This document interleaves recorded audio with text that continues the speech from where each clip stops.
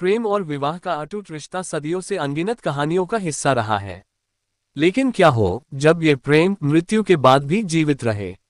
ऐसी ही एक दिलचस्प और रहस्यमयी कहानी है भूत की पत्नी, जिसमें प्रेम की सीमाएं इस संसार से परे चली जाती हैं। सुनीता बड़ी हो चुकी थी और अब उसके माता पिता को उसकी शादी की चिंता हो रही थी। हालांकि सुनीता बहुत अच्छी लड़की थी, जिसके लिए कई अच्छे लड़कों के रिश्ते आ रहे थे, जिनको लेकर सुनीता के परिवार में विचार विमर्श चलता रहता था। एक दिन सुनीता की मौसी एक अच्छे लड़के का रिश्ता लेकर आती है। लड़की की फोटो बहुत ही सुंदर थी, जिसे देखते ही सुनीता के माता पिता मोहित हो जाते हैं और वह तय कर लेते हैं कि इसी लड़की से सुनीता की शादी करेंगे। सुनीता को भी लड़का अच्छा लग रहा होता है। सुनीता की मौसी लड़के वालों को रिश्ते के लिए हाँ कर देती है और अगले ही दिन लड़के के परिवार को आमंत्रित किया जाता है, ताकि लड़का और लड़की एक दूसरे से मिलकर बात कर सकें। अगले दिन जैसे ही लड़के वाले आते हैं, सुनीता की नज़र लड़के पर पड़ती है और वह पहली ही नज़र में उसे अपना दिल दे बैठती है। सुनीता के घर में लड़के वालों का जबरदस्त स्वागत किया जाता है। दोनों परिवारों के बीच में रिश्ते की बात तय होते ही दोनों की धूमधाम से शादी कर दी जाती है। शादी के बाद लड़का सुनीता को लेकर शहर चला जाता है। शहर में वह कंपनी के मकान में रहता था। दोनों की शादीशुदा जिंदगी खुशनुमा चलने लगती है।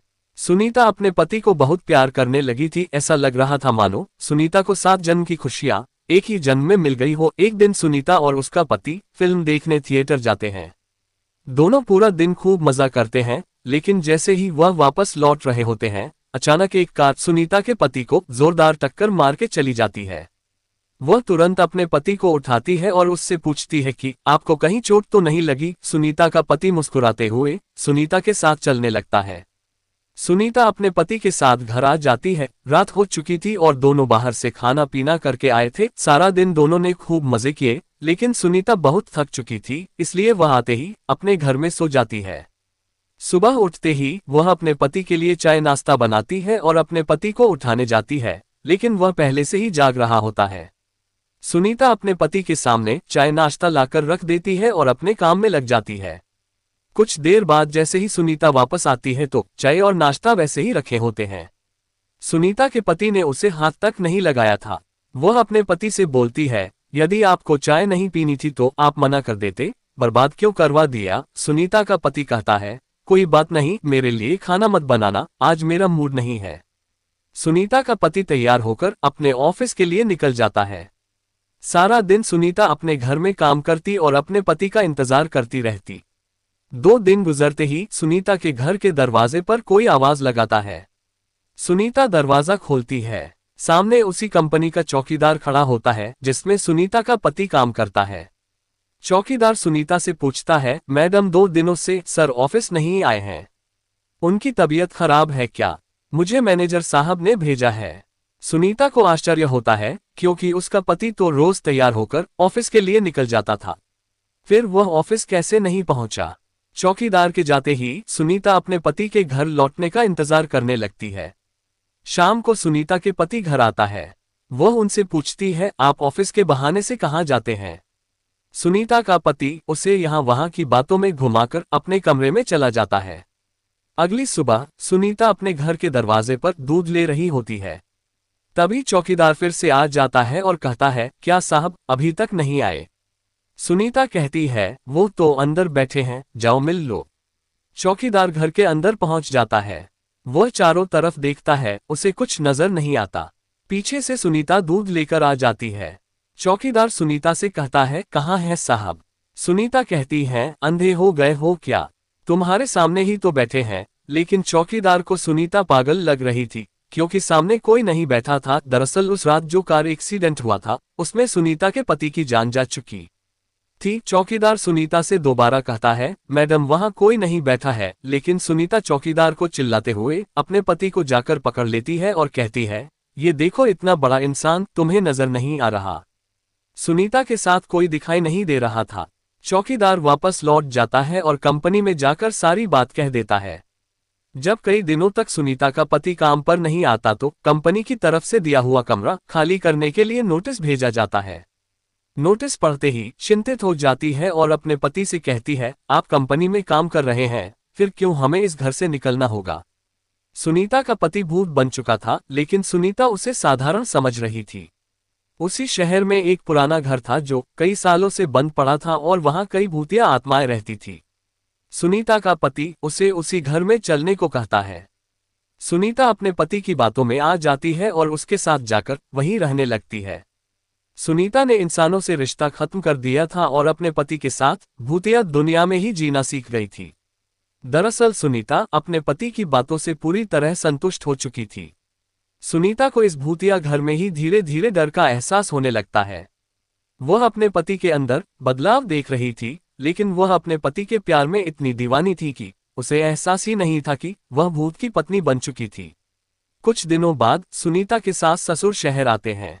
सुनीता अपने पति से कहती है, मम्मी पापा का फोन आया था, वो 2 घंटे में स्टेशन पहुंच जाएंगे, उन्हें जाकर ले आओ।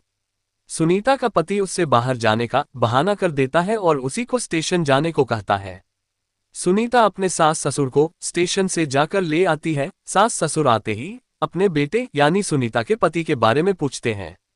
सुनीता कहती है वो अभी किसी काम से बाहर गए हैं, कुछ देर में आ जाएंगे। सुनीता अपने सास ससुर के आने से बहुत खुश थी। वह उनके खाने की सारी तैयारियां करने लग जाती है, लेकिन शाम होने के बाद भी जब सुनीता का पति घर नहीं आता तो सभी चिंतित हो जाते हैं। सुनीता के पति का फोन घर में ही रखा रहता था, इसलिए वह उससे संपर्क नहीं कर पा रही थी। सुनीता के साथ उसके सास ससुर भी अपने बेटे से मिलने का इंतजार कर रहे थे।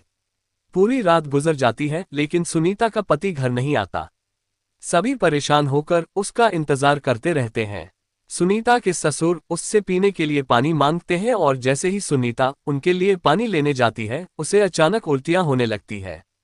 सुनीता को उल्टी करता देख उसकी सास उसके पास आकर उसका हाल चाल पता करती है। बुजुर्गों का अनुभव विज्ञान से भी अधिक माना जाता है, इसलिए सुनीता की सास उसे तुरंत बता देती है, लगता है तुम मां बनने वाली हो बेटी। सुनीता मां बनने की बात सुनते ही मुस्कुराने लगती है। सुनीता ये बात अपने पति को बताने के लिए उतावली हो रही थी, लेकिन उसके इंतजार की घड़ियां बढ़ती जा रही थी। देखते ही देखते 5 दिन गुजार चुके थे, लेकिन सुनीता के पति का कुछ पता नहीं चल रहा था।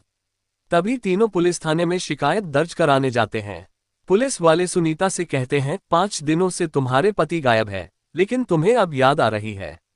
सुनीता ने जवाब देते हुए कहा, सर वो ऐसा 1-2 बार और कर चुके हैं, इसलिए मैं इसे सामान्य घटना समझ रही थी, लेकिन जब 5 दिनों से उनका पता नहीं चला तो मुझे लगा हो सकता है वह कोई खतरे में हो। पुलिस पर रिपोर्ट दर्ज कर लेती है और जांच पड़ताल शुरू कर देती है। पुलिस की तहकीकात शुरू हो चुकी थी और 2 दिनों में ही पुलिस को सुनीता के पति की सच्चाई पता चल जाती है और पुलिस वालों की बात सुनते ही सुनीता और उसके सास ससुर के पैरों तले जमीन खिसक जाती है। पुलिस के अधिकारी कहते हैं कि आपके पति तो 3 महीने पहले ही कार दुर्घटना में मर चुके हैं और लावारिस समझकर उनका अंतिम संस्कार भी नगर निगम के द्वारा कराया गया था, जिसकी रिपोर्ट सरकारी अस्पताल में मौजूद है। फिर आप कैसे कह रही है कि वह 5 दिनों से लापता है? लेकिन सुनीता ये बात मानने को तैयार ही नहीं थी, क्योंकि वह अपने पति के साथ 3 महीनों से दाम्पत्य जीवन गुजार रही थी और उसी के चलते वह गर्भवती भी हो चुकी थी। सुनीता पुलिस से अपने बच्चे का जिक्र करती है। जैसे ही पुलिस को ये बात पता चलती है कि उस मरे हुए इंसान का बच्चा सुनीता के गर्भ में है, तो वह सुनीता से कहते हैं, आप बच्चे का चेकअप करवा दीजिए। उसके डीएनए रिकॉर्ड से हमें पता चल जाएगा कि ये बच्चा आपके पति का है और उनके मरने के बाद यह आपके गर्भ में आया है, तभी आपकी बात पर सभी को भरोसा होगा। पुलिस वालों को सुनीता के चरित्र पर शक था, इसलिए वह इस परीक्षण की मांग कर रहे थे।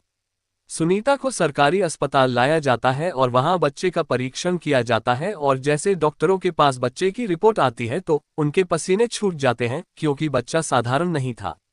वह 2 महीने का था, लेकिन उसका विकास 8 महीने के बच्चे के बराबर हो चुका था और अगले ही महीने वह जन्म लेने वाला था। डॉक्टरों के लिए अपने आप में यह ऐतिहासिक बात थी कि 4 महीने में कैसे कोई बच्चा जन्म ले सकता है। डॉक्टर सुनीता के हालात के बारे में विचार कर ही रहे होते हैं कि अचानक सुनीता के पेट में दर्द बढ़ने लगता है।